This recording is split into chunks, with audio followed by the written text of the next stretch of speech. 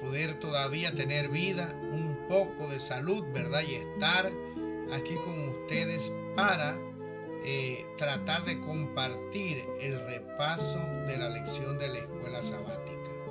Pero antes que nada vamos a orar. Esta semana en esta escuela sabática, a los que entran y la van a escuchar, les pido que oren por una familia, el hermano Julio que vive en Las Vegas y la hermana Ada que está en Cuba. Están haciendo todo lo posible para poder reunirse. Tienen tiempo de estar separados, tienen otros problemas, ¿verdad? Hijos y hijas que necesitan de nuestras oraciones. Así que voy a inclinar el rostro y esta semana les pido que mientras estudien la cartilla día tras día puedan orar por Julio y nuestra hermana Ada para que el Señor pueda responder de acuerdo a su voluntad. Inclinemos el rostro. Padre nuestro que estás en el cielo, pedimos tu sabiduría para poder dar esta lección de escuela sabática. Ayúdame, dame, Señor, la sabiduría necesaria para poder compartirla. Bendice a todos los que han de entrar aquí a escuchar esta lección. Tú conoces sus luchas y sus pruebas. Ayúdanos a poner en práctica lo que vamos a aprender. Pedimos encarecidamente durante esta semana y seguiremos orando hasta que tú te manifiestes con tu voluntad en la vida de nuestro hermano Julio y nuestra hermana Ada. Ayúdanos en sus pruebas, sus luchas y sus necesidades. Gracias por escucharnos, Padre bendito. Quédate con nosotros desde el comienzo hasta el final, porque te lo pedimos en el nombre de tu Hijo amado, Cristo Jesús. Amén. Muy bien, la lección número 13 de esta semana tiene como título El tabernáculo. El versículo que debemos de memorizar lo encontramos en Éxodo 40, versículo 34 y el versículo 38. Entonces la nube cubrió la tienda de reunión y la gloria del Señor llenó el santuario, porque la nube del Señor estaba de día sobre el santuario y el fuego estaba de noche, a la vista de toda la casa de Israel en todas sus jornadas. Esta lección nos dice que lamentablemente el pecado entró y junto con el pecado, con esa desobediencia, entró el temor. Nuestros primeros padres que se gozaban con la presencia del Señor, después que desobedecieron, sintieron temor, se escondieron, cosieron hojas de higueras, pero gracias al Señor, Él vino en su busca y le preguntó, ¿dónde estás? Y desde ese momento Dios ha tratado de hacernos entender que Él es un Dios bondadoso, de amor, que a pesar de que nuestros primeros padres pecaron, desobedecieron voluntariamente y nosotros hemos heredado esa tendencia mal y en muchas digamos, circunstancias de la vida, nosotros también le fallamos al Señor. Él sigue buscando a su pueblo. La lección nos dice que por eso el Señor mandó a construir este santuario donde Él quería morar con su pueblo, donde su presencia, la Shekinah, iba a estar allí presente. Y este templo, como sabemos, los adventistas del séptimo día, es una sombra, un símbolo de lo que Cristo iba a venir a hacer por nosotros. O sea, allí en ese santuario se predicaba la redención del hombre a través de los símbolos y sacrificios que se llevaban a cabo. Dice aquí también que al entender esto, es nuestra responsabilidad reflejar ese amor de Dios para darlo a conocer a aquellos que todavía no han tenido ese gusto, esa felicidad de tener esa relación con Dios. Nos dice que sí, la gente puede entender el amor de Dios, cuánto Él los ama, se va a sentir o se van a sentir atraídos a Él. Van a entender que Dios quiere su bien y hermano, Dios quiere nuestro bien. Así que dice aquí entonces que el santuario demostró cuán cerca está de Dios de la humanidad e ilustró más grande e importante verdad, a saber, cómo salva a quienes acuden con él con fe. Así que vamos a estudiar esta lección de la escuela sabática, cómo se preparó el santuario, cuáles fueron los mandatos que Dios le dio, el procedimiento hasta que finalmente se levantó por primera vez la tienda y aquellos israelitas pudieron contemplar cómo la nube se posaba en el santuario en un acto de aprobación por lo que ellos habían hecho. ¿Y qué fue lo que ellos hicieron? Bueno, no se vaya de esta lección y estudiemos juntos qué fue lo que el pueblo hizo para que el Señor pudiera aceptarlo, para que entendieran que Dios los amaba. Así que, sin más, vamos a entrar al día domingo. Muy bien, el día domingo tiene como título el sábado del Señor. Leemos en el libro de Éxodo, capítulo 35, versículo 1 al 3. Moisés convocó a toda la congregación de los hijos de Israel y les dijo: Estas son las cosas que Jehová ha mandado que sean hechas. 6 días se trabajará, mas el día séptimo os será santo, día de reposo para Jehová. Cualquiera que en él hiciere trabajo alguno morirá. No encenderéis fuego en ninguna de vuestras moradas en el día de reposo. Como vemos aquí, el Señor, antes de levantar esa tienda, manda a Moisés a recordarle al pueblo acerca del séptimo día de la semana, un día apartado desde la creación. Aquí dice que las personas tienen argumentos, ya los conocemos, ¿verdad? Uno de esos argumentos comenzó en el primer siglo, cuando la iglesia cristiana se dividió de los judíos, y eso ha quedado en la mente de los cristianos. Tenemos que reconocer que, bueno, cuando vino la separación de la iglesia, cuando Martín Lutero clavó las 95 tesis el 31 de octubre del año 1517, surgen diferentes iglesias, pero estas iglesias se llevan, ¿verdad?, lamentablemente, algunas doctrinas que practicaba la Iglesia Católica Romana, y una de esas doctrinas es el día del domingo, no el día séptimo, que es el sábado santo que Dios apartó. ¿Y cómo se apartaron los cristianos de los judíos? Diciendo que este sábado era para ellos, que era un sábado judío.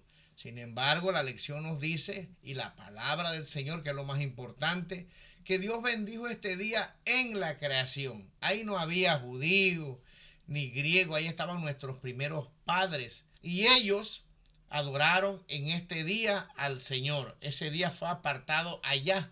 Así que ese argumento de que era para los judíos, pues no tiene validez. El otro argumento que señala la lección es que algunos creen que los judíos comenzaron a guardar el sábado en el monte Sinaí.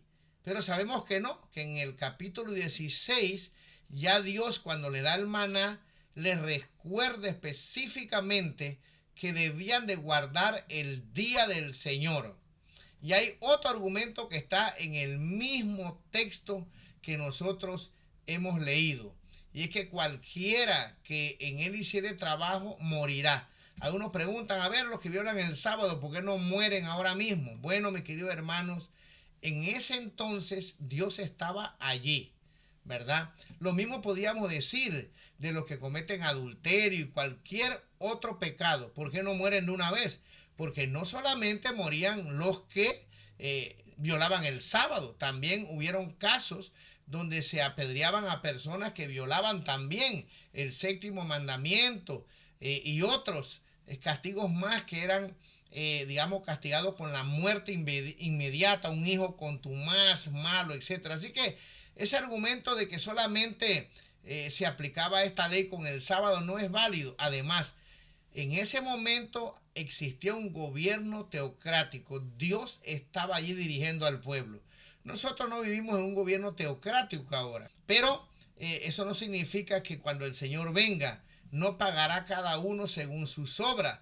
Dios nos va a juzgar de acuerdo a su palabra, si la hemos obedecido o no. Tampoco significa que lo que estoy diciendo es que nosotros somos salvos por lo que hacemos, sino que somos salvos porque si aceptamos a Cristo, el resultado va a ser obedecer su santa palabra. Si no la obedecemos y decimos que aceptamos a Cristo, Cristo nos va a decir en aquel día: no os conozco, hacedores de maldad. En Mateo 7, ¿verdad? Capítulo 7, versículo 21 al 23, donde la palabra que se usa ahí, hacedores de maldad, es anomos, hombres sin ley. Así que bueno, lo primero que Dios hace antes de levantar esa tienda es recordarle que el sábado es un día de adoración, un día donde, aquí la lección nos dice, nos enfatiza 5 puntos. Dios es el creador de todas las cosas. Dios es el que iba a venir en Cristo Jesús, o sea, Él iba a ser el Mesías. Dios establecerá su reino, cuyo anticipo es el santo sábado. La salvación viene del Señor. Y por último, Dios es el juez último de todas las personas. Así que podemos profundizar más en cada uno de estos, digamos, puntos que enfatizan la adoración del día del Señor, el día que Dios apartó desde la creación. Así que es muy interesante que antes que todo esto se armara, que toda la tienda se levantara, Dios recuerda a los israelitas que el séptimo día es el día que Él apartó para adorarlo. Pasemos al día lunes. El día lunes tiene como título las ofrendas y el espíritu. En este día vemos nosotros cómo Dios permite que el pueblo pueda cooperar con su obra. Dios se goza en que nosotros podamos participar de ella, predicar acerca de la salvación. Y en este caso, pues se necesitaban materiales costosos, oro, perlas, se necesitaba muchas personas que pudieran trabajar. Es interesante, ¿no? Aquí mencionan que habían sastres. Me llamó mucho la atención eso, porque cuando leemos el pasaje vemos que Moisés levanta la tienda, pero como veremos en una cita, la sierva de Dios dice que para levantar este santuario se tomó 6 meses. Habían personas cosiendo, digamos, las vestimentas de los sacerdotes. ¿Cuántos habrían sido, verdad? Estaban cosiendo el traje, el vestido del sumo sacerdote, el gorro, bordando todo. Fue un trabajo arduo, pero el pueblo en esta ocasión, y a mí me gusta cuando el pueblo tiene victoria en Dios, el pueblo en esta ocasión trabajó para el Señor. Leamos algunos pasajes, 2 pequeños pasajes que están en la lección, y vamos a poder pues analizarlos un poco y ver cómo Dios se sintió complacido de que realmente el pueblo en esta ocasión respondiera al llamado que se le había hecho de ofrendar.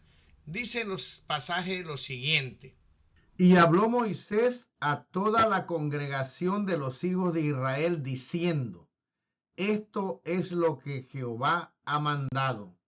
Luego leemos: pues tenían material abundante para hacer toda la obra y sobraba. Bien, como vemos aquí, Moisés tuvo que decirle al pueblo: ya es suficiente. Hay mucho material para construir el santuario. ¿Qué aprendemos de este día? Ser dadivosos. Así como estas personas israelitas También estudiamos la semana pasada, antepasada, cómo se despojaron para hacer el becerro.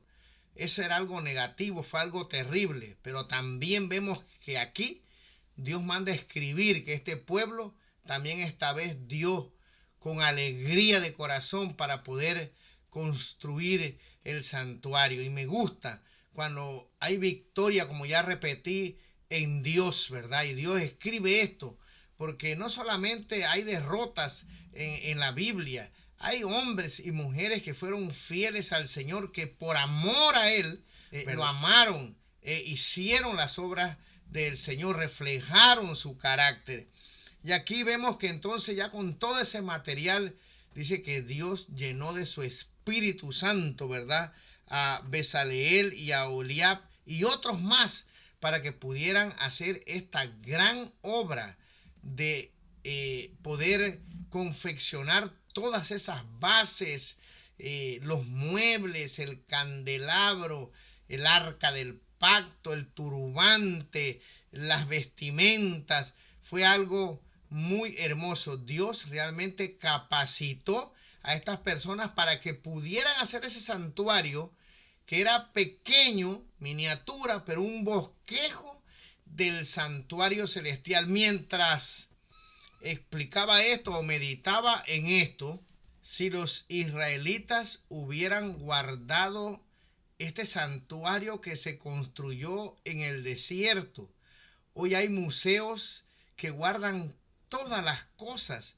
Esta tienda, quién sabe, hubiera llegado hasta nuestros días si la hubieran protegido, pero la tienda simplemente la olvidaron, ya nunca más la usaron cuando se construyó el otro santuario.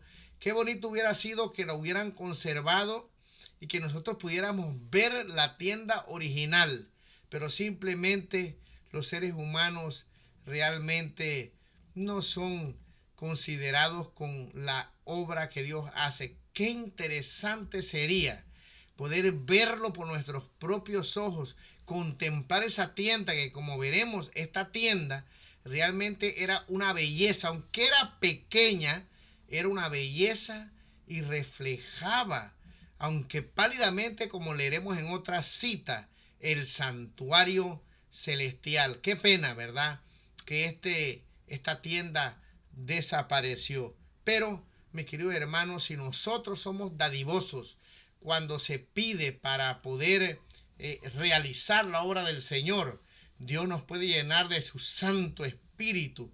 ¿Y qué más quisiéramos desear nosotros que tener el Espíritu en nuestras vidas? Así que, bueno, que Dios nos ayude para que podamos aprender de este día, que realmente servir a Dios, despojarse, ponerlo en primer lugar, tiene como beneficio recibir la bendición del Señor, la bendición más grande que podemos tener. A veces pensamos que es el dinero, pensamos que es la prosperidad, pero no hay cosa más grande que ser lleno del Espíritu del Señor. ¿Te gustaría ser lleno del Espíritu del Señor? A mí sí me gustaría ser lleno del Espíritu del Señor, tener sabiduría, capacidad para poder realizar su obra en esta tierra, cualquiera que Él quisiera, que Él creyera que yo pudiera hacer. Sería algo maravilloso, pero para eso, mis queridos hermanos, debemos cooperar, ser dadivosos. Dios hubiera podido, mis queridos hermanos, traer oro con simplemente pedirlo, perlas preciosas, pero Él quiere que el hombre pueda cooperar en la salvación de los demás hombres. Así que seamos dadivosos. El día martes tiene como título El tabernáculo construido. Finalmente se acabó todo lo necesario para poder levantar la tienda. Vale la pena recordar lo que menciona la lección para que nosotros podamos tenerlo presente en estudios bíblicos. Aquí dice, ¿verdad?, que se construyó el tabernáculo con sus diferentes telas, cortinas y otras partes, basas, poste para levantarlo, el techo, todo fue construido en colores bordados. Realmente el pueblo trabajó duro, los sastres cosieron. Me imagino a estas personas trabajando para poder levantar ese santuario y hacer la voluntad del Señor.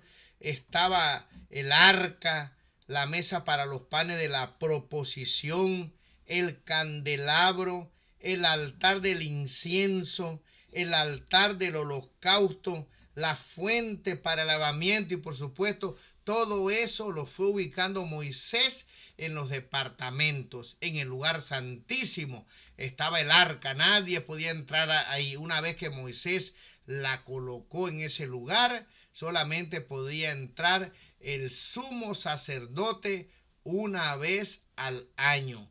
Y luego estaba donde venía el pecador, el atrio afuera, donde estaba el lavacro, estaba el holocausto, y cerca del lugar santo, ¿verdad?, estaba la mesa de los panes de la proposición y el candelabro cerca de la cortina donde se ponía el incienso, que representa, según el Apocalipsis, las oraciones de los santos y de nuestro Señor Jesucristo, cuando en el monte o en el Getsemaní oraba para que el Señor le diera fuerza para terminar la obra de la redención. Y luego habían otras cosas importantes, ¿verdad?, como era el efod, el pectoral y la vestimenta de los sacerdotes, esa placa que decía santo a Jehová, que tenía en el turbante.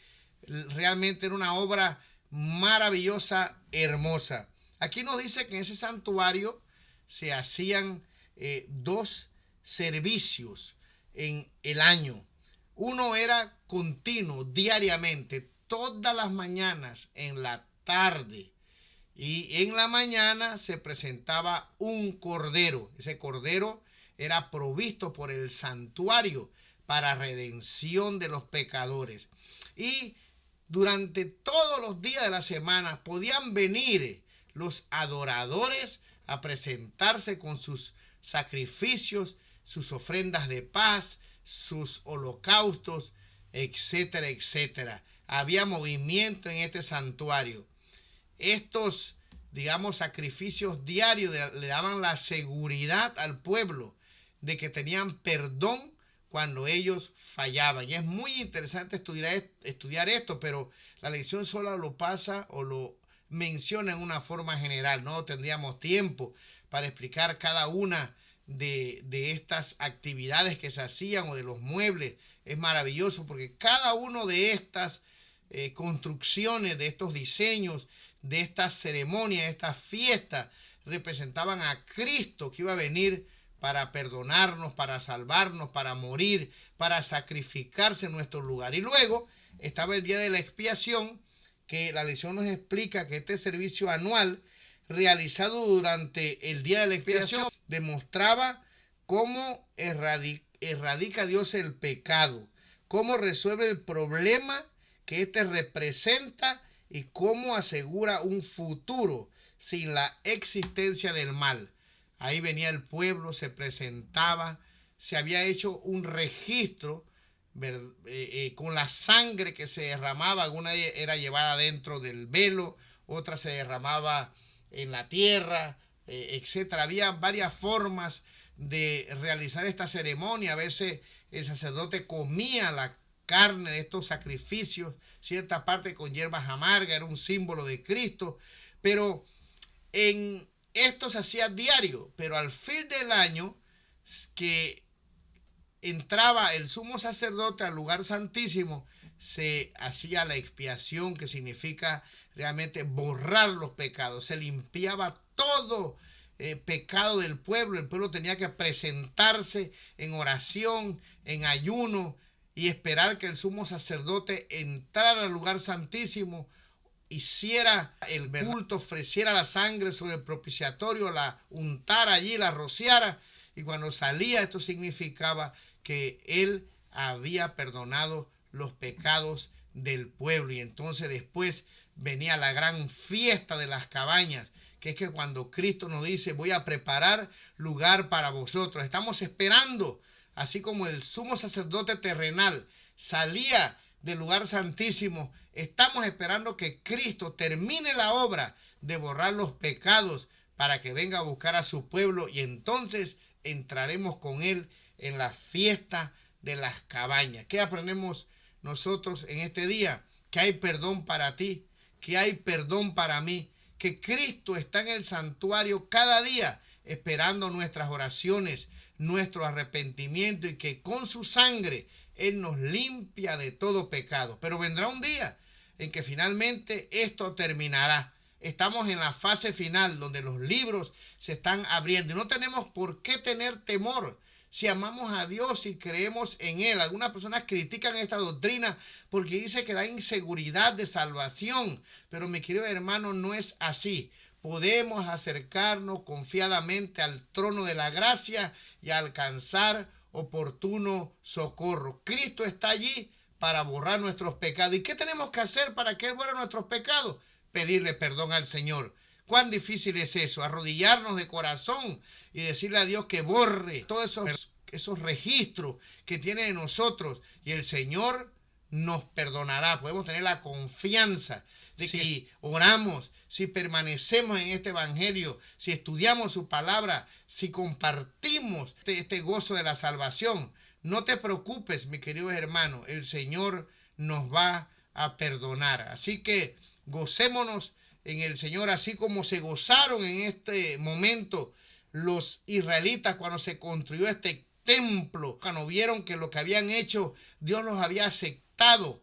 Se sintieron tan felices de haber tenido victoria en Cristo Jesús. Nosotros también podemos gozarnos en el Señor hoy. El día miércoles tiene como título La presencia de Dios en el tabernáculo.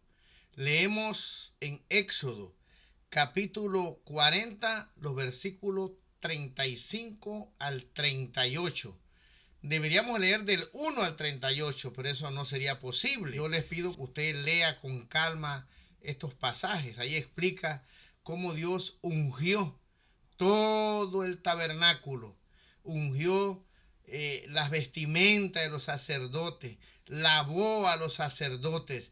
Dios le pidió que todo fuera ungido, o sea, consagrado para el uso del Señor, para la adoración. Y Moisés hizo todo lo que Dios le había dicho. Ahora leemos aquí entonces lo siguiente. Todos los sabios de corazón de entre los que hacían la obra hicieron el tabernáculo de 10 cortinas de lino torcido, azul, púrpura y carmesí. Las hicieron con querubines de obra primorosa. Luego nos dice Éxodo 39, versículo 31.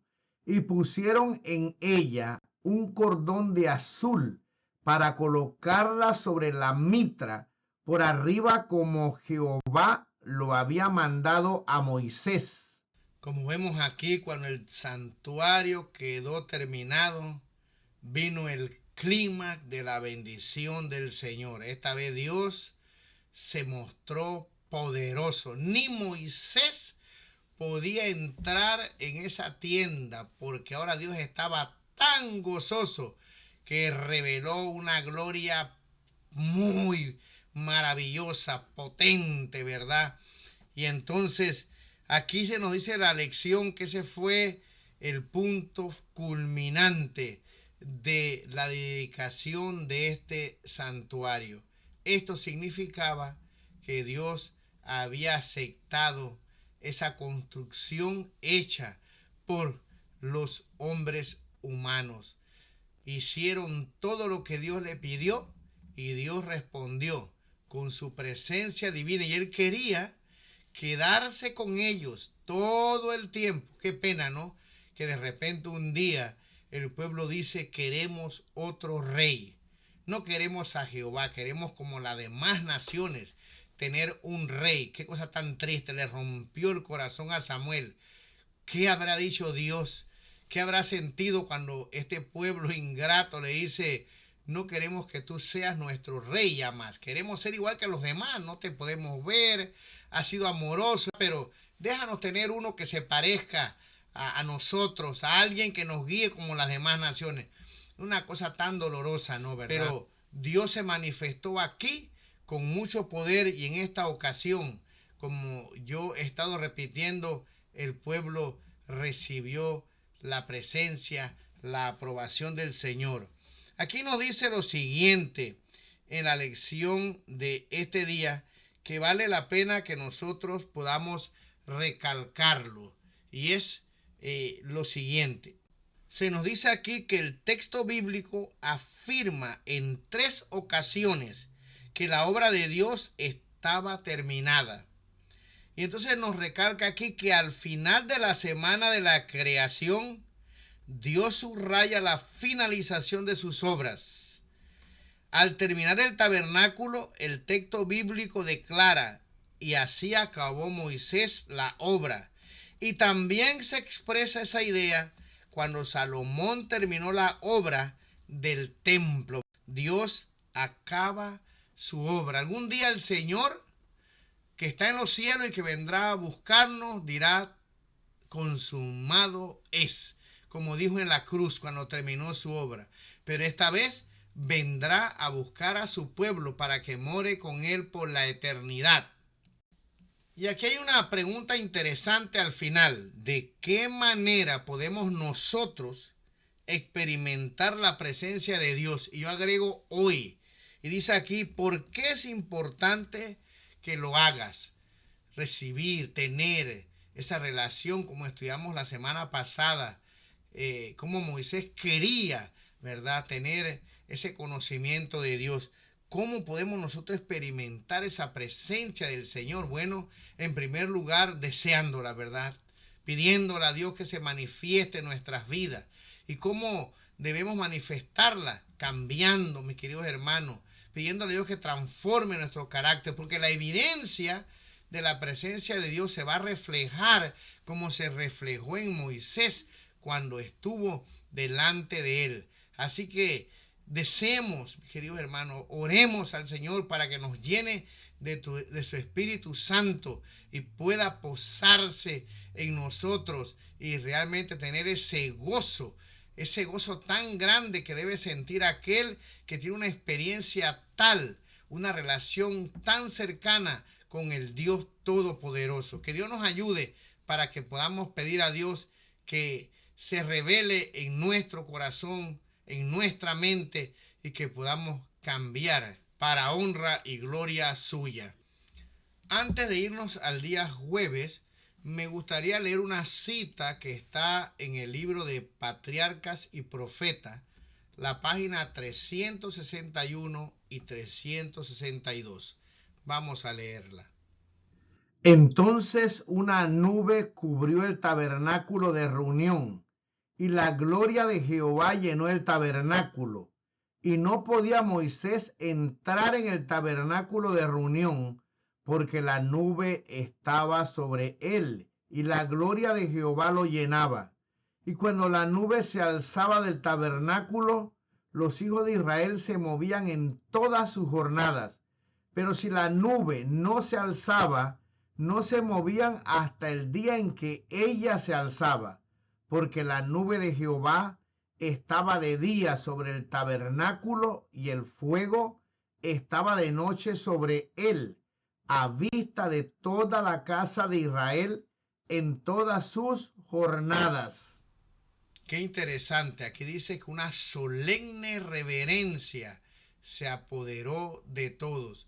No hubo gritería, no hubo demostraciones de regocijo en alta voz. Y esto sucede cada vez que Dios manifiesta su gloria. Caemos en momentos de adoración, en actitud de alabanza. Dice que lloraron de la alegría de ver cómo el Señor condescendió a morar con ellos. Qué privilegio tuvo este pueblo de poder observar todas estas visiones, de ver esa columna de nube, de ver en el día esa sombra, ¿verdad?, que los cubría del calor, ese fuego que estaba en el santuario. Qué privilegio tan grande. Gracias a Dios la Biblia nos dice que no todos fallaron. hubo una generación, muchas personas que estarán en el cielo y que podremos conversar con ellos. Ahora sí, nos vamos al día jueves, que tiene como título Jesús habitó con la humanidad. Leemos en el libro de San Juan, el capítulo 1 y versículo 14. Y aquel verbo fue hecho carne y habitó entre nosotros, y vimos su gloria, gloria como del unigénito del Padre, lleno de gracia y de verdad. La lección termina en una forma magistral, poniendo como centro desde la introducción de esta lección y al finalizar a Cristo Jesús. Y es que el santuario, como ya repetimos y dijimos una y otra vez, tenía que ver con la redención. Y mi querido hermano, aquel que estaba en esa nube y en esa columna de fuego, vino y se hizo humano. Y el texto dice que vieron su gloria. El apóstol San Juan dice que vio su gloria como el unigénito del Padre. Y entonces él dice lleno de gracia y de verdad. Ese verbo realmente se hizo carne y finalmente cumplió todas las profecías, todo lo que estaba escrito en la palabra del Señor, y cumplió todos los ritos que estaban en el santuario. Pero dice, los suyos no le recibieron. Qué triste es este pasaje. Cada vez que lo leo siento tristeza por todos aquellos que murieron sin aceptar al Salvador, cuando le dio pruebas de que Él había sido el que había sacado al pueblo de Israel, el que le había dado los planos para construir ese santuario, y cuando vino no quisieron aceptarlo, porque Juan agrega sus obras eran malas. Pero tú y yo, mis queridos hermanos, Cristo dice, bienaventurados los que no vieron y creyeron. El Espíritu Santo trabaja en nuestros corazones para que podamos creer esta verdad, esta esperanza de la vida eterna. Tenemos alguien que podemos confiar. Tenemos alguien que se hizo humano y conoce nuestras debilidades. Me gustaría leer una cita que está en el Espíritu de Profecía, que nos dice cuán agradecidos deberíamos estar nosotros, porque Cristo se hizo humano para no solamente venir a enseñarnos, sino conocer nuestras necesidades. Podemos acercarnos, dice el apóstol San Pablo en el libro de Hebreos 4:15, confiadamente al trono de la gracia, y vamos a alcanzar oportuno socorro, porque Él conoce nuestras luchas. Él fue tentado en todo, pero sin pecado. Esta cita dice lo siguiente: desde que Jesús vino a morar con nosotros, sabemos que Dios conoce nuestras pruebas y simpatiza con nuestros pesares. Cada hijo e hija de Adán puede comprender que nuestro Creador es el amigo de los pecadores, porque en toda doctrina de gracia, toda promesa de gozo, todo acto de amor, toda atracción divina presentada en la vida del Salvador en la tierra, vemos a Dios con nosotros. Como vemos aquí, podemos tener la seguridad de que Él vino a morar con nosotros. Es nuestro hermano, está en el cielo, y Él dice que conoce nuestras pruebas y simpatiza con nuestros pesares. ¡Qué bendición! Y luego la lección termina con una promesa maravillosa que encontramos en el libro de Apocalipsis, capítulo 21 y versículo del 1 al 3. Vi un cielo nuevo y una tierra nueva, porque el primer cielo y la primera tierra pasaron, y el mar ya no existía más. Y yo, Juan, vi la santa ciudad, la nueva Jerusalén, descender del cielo de Dios, dispuesta como una esposa ataviada para su marido. Y oí una gran voz del cielo que decía: He aquí el tabernáculo de Dios con los hombres, y Él morará con ellos, y ellos serán su pueblo, y Dios mismo estará con ellos como su Dios. Mis queridos hermanos, estamos esperando ese cielo nuevo, esa tierra nueva. La Biblia nos dice que nosotros viviremos en ella por la eternidad. Dios estará con nosotros y podremos entrar a ese tabernáculo que era un modelo, una maqueta aquí en la tierra.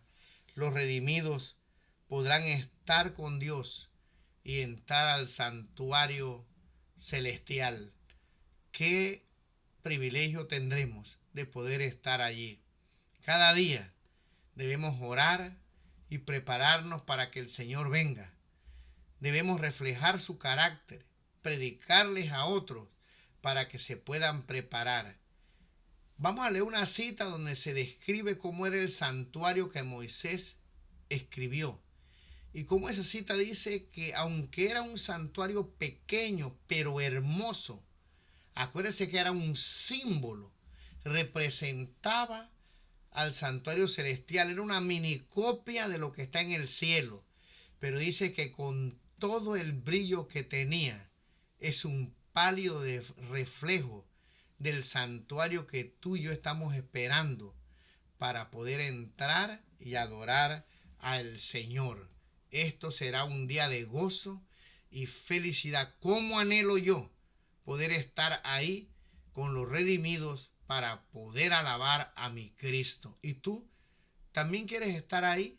No hay palabras que puedan describir la gloria de la escena que se veía dentro del santuario, con sus paredes doradas que reflejaban la luz de los candeleros de oro, los brillantes colores de las cortinas, ricamente bordadas con sus relucientes ángeles, la mesa y el altar del incienso, refulgentes de oro, y más allá del segundo velo, el arca sagrada, con sus querubines místicos, y sobre ella la santa Chequiná, manifestación visible de la presencia de Jehová. Pero todo esto era apenas un pálido reflejo de las glorias del templo de Dios en el cielo, que es el gran centro de la obra que se hace en favor de la redención del hombre. Para terminar, la lección nos dice aquí lo siguiente: la nueva Jerusalén descenderá del cielo a la tierra. Y Juan declara: he aquí que el tabernáculo de Dios está con los hombres, y Él habitará con ellos, y ellos serán su pueblo. Dios mismo estará con ellos y será su Dios. Y entonces aquí nos explica que no hay templo en la Nueva Jerusalén, porque toda la ciudad es el templo. ¿Qué significa esto, mis queridos hermanos? El santuario de Dios, la longitud, la anchura y la altura de la ciudad son iguales, como lo era en el lugar santísimo, en el santuario que tenía la forma de un cubo, con todos sus lados iguales. Esto significa que moraremos en la presencia inmediata de nuestro Dios durante la eternidad, en un mundo sin pecado, muerte ni sufrimiento. O sea, si usted logra entender este pensamiento, vamos a vivir con Dios para siempre. Esa gran ciudad en realidad es el templo. Esta vez descenderá ese templo con los redimidos para morar. O sea, viviremos con Dios. Podremos ver esa estructura que esos israelitas pudieron gozarse y ver, cooperar con sus materiales preciosos para poder construirlo. Estaremos con la presencia del Señor para siempre. La verdad que esta lección ha sido una lección que nos ha dejado grandes enseñanzas y que termina, como ya dije, de una forma magistral, con la esperanza de que algún día estaremos con Dios. Ahora, Él está con nosotros ahora. Podemos orar, pero estamos hablando del cumplimiento final de la promesa, cuando vamos a vivir con Él en su presencia física, cuando estaremos allí viviendo en esa ciudad. Por supuesto, sabemos que descenderemos aquí, que haremos nuestras casitas, que viviremos en la tierra, pero el santuario, esa ciudad, siempre estará allí para que podamos ir y adorarlo. ¡Qué felicidad nos espera! Hoy la vida es difícil, tenemos problemas, enfermedades, cansancios, tristeza, lágrimas y muchas preocupaciones, pero tenemos a Dios. El problema no son todas esas cosas que he mencionado, sino creer en Dios, esperar, confiar. Ya falta poco, mis queridos hermanos, para que podamos estar en la presencia de Dios por la eternidad. Nunca más habrá dolor ni tristeza, nunca más nos separaremos de los seres queridos, nunca más sentiremos miedo, terror, nunca más nos sentiremos solos, deprimidos, preocupados, porque finalmente moraremos por la eternidad. Yo quiero estar en el santuario y te hago el llamado para que tú desees estar allí. Mis queridos hermanos, que Dios te bendiga. El próximo trimestre vamos a seguir estudiando y vamos a estudiar ahora el libro de Josué, cómo este pueblo finalmente pudo entrar a la tierra prometida, porque Dios nunca falla, Él siempre cumple sus promesas. Que Dios te bendiga, un abrazo y acuérdate de orar por los pedidos que hemos hecho en esta semana. Que el Señor te bendiga. Feliz sábado.